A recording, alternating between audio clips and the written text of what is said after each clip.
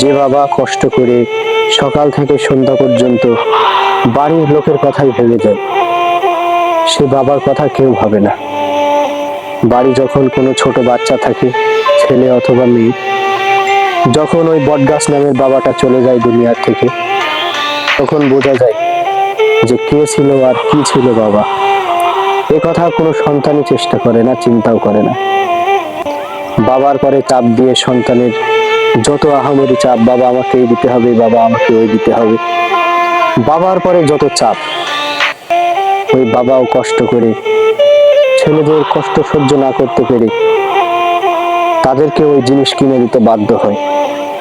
কিন্তু কোনো সন্তান এই কথা ভাবে না যে বাবা এটা কোথা থেকে দিবে, বাবা এটা কোথা থেকে নিয়ে এসে দিবে। সন্তান কখনোই এটা চিন্তা করে না।